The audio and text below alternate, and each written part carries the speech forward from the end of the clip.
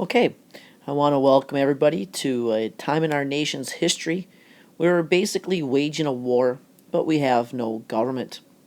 And so what happens is, even though fighting had begun in 1775 at the battles of Lexington and Concord and Bunker Hill, it wasn't until 1777, after we had declared independence in 76, that the Second Continental Congress actually begins to formulate our first government, the Articles of Confederation.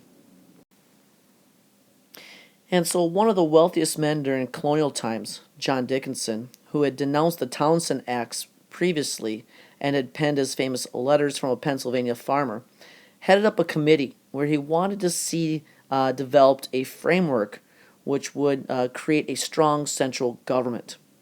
Now, he wanted to see this government have the powers to tax and control Western lands, and he presented a report on these proposed articles to the committee.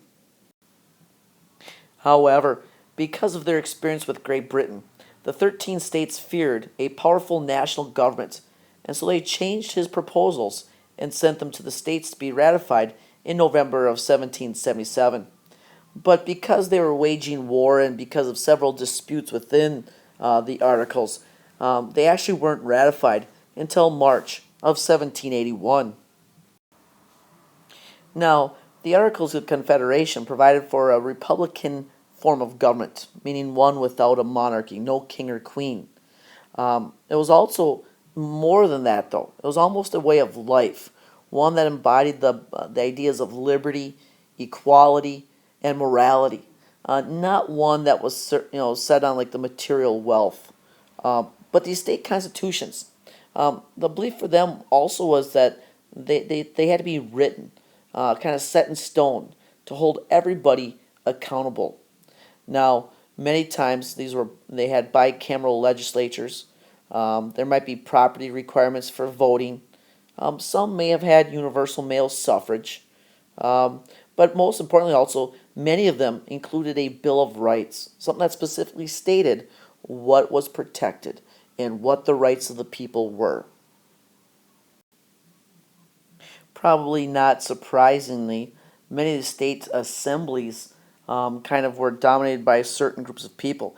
In Massachusetts, there was a lot of farmers. Nearly half of the assemblymen were therefore farmers. But if you look at Virginia and South Carolina, roughly a third of them were planters or large landowners. So you can kind of see maybe slavery being a more prominent role, obviously, in the South.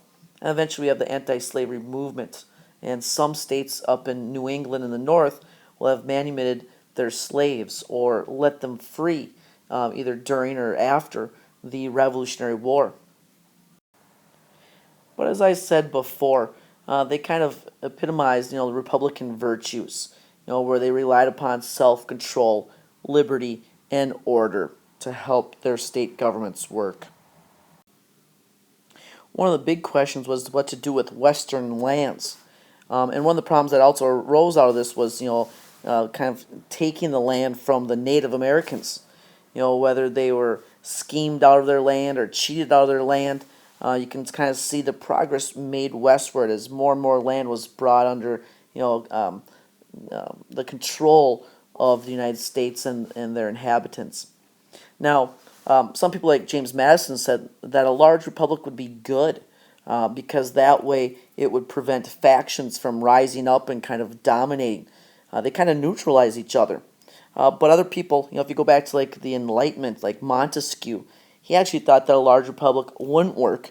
And some people agree with him because they thought the larger we got and the more spread out we were, the less we were able to hold accountable those that we elected to govern. And besides having to deal with the Native Americans and their claims to their lands, the United States also had to kind of deal with a border dispute and territorial dispute with the Spanish. You can kind of see the striped area that both nations will kind of claim. But eventually, in future chapters, we'll see how the United States gets that, and also Florida, as we look to expand our nation's borders. And in 1783, we almost see the collapse of our government as the Articles were kind of on the brink of bankruptcy, and officers of the Continental Army were demanding their pay. They were also protesting the weaknesses of the Articles.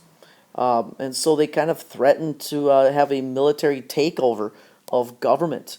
However, everything was kind of saved by George Washington. And he kind of comes in and puts it down. Even though he wants a strong central government, he doesn't think that a military overthrow of the government is the best way to get that. So, because of his power and prestige, he's able to kind of help quell these complaints. But probably one of the most important events for the Articles of Confederation was how to dispose of Western lands. And that kind of was one of the issues in ratifying the Articles was some of the eastern states complained about, who was going to be able to claim land west of the Appalachians. Was Virginia or Maryland going to have to kind of give up their land rights west of the Appalachians or not? And eventually it was settled that the federal government would kind of get control of that land. But what happens is, as people continue to move westward, it changes the voting patterns as people get spread out and start to populate these new areas. And in 1784, Thomas Jefferson made a proposal to carve out 10 new states, each with Republican form of governments. And these states could petition for statehood once their population equaled that of the state with the lowest population already in the Union. Therefore, to help kind of survey and divide up the western lands, the Articles passed the Land Ordinance of 1785, which you can kind of see created these 36 square mile grids, kind of petitioning each one as it kind of continued into like acres and whatnot that eventually people could claim and buy and move on to. However, as you can see, in each of those 36 square miles, 1 square mile was actually being reserved for schools and educational governmental purposes. So the land ordinance helped kind of survey and divide up those western lands. So even though Jefferson in 1784 had proposed creating 10 states from these territories, probably one of the most important pieces of legislation to come out of the Articles happened in 1787, the Northwest Ordinance, which actually laid the groundwork for how territories could become a state.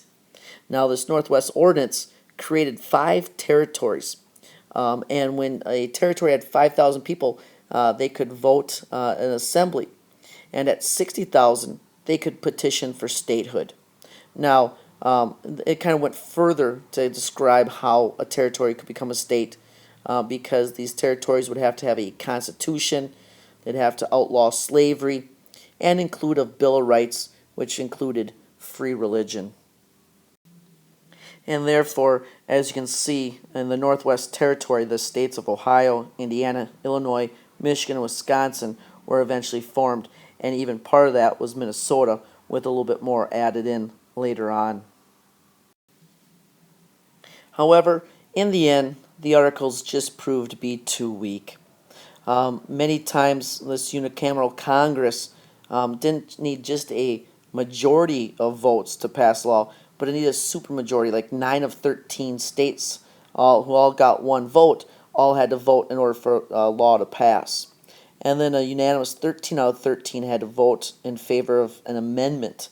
So it was really tough to kind of get much done. Plus, since there was no set capital and it kind of moved from place to place, many times those that were elected just didn't even show up, because they didn't have much power to do anything anyways. They tended to their own business, whether it was, to be a lawyer, a banker, or a businessman, or a farmer, whatever it might be. So there were many weaknesses of the Articles, including the fact that they couldn't raise money. They couldn't tax. If they needed money, they had to petition to the states to provide it. But also, there was no executive branch. And with no executive branch, there was no way to veto legislation, even when it did get passed. Now, obviously, there was no executive branch because, the states were fearful of that strong central government, and they didn't want to have a king, kind of rise up and take power, and therefore an executive branch was never created. Likewise, there was no judicial branch either. So, kind of some of the things that we take for granted today and is kind of the basis of our government under the Constitution weren't even around under the Articles of Confederation. And therefore, by 1787, you can kind of see the map of where the Americans had kind of moved to by this time. People have come to realize that the Articles of Confederation were much too weak.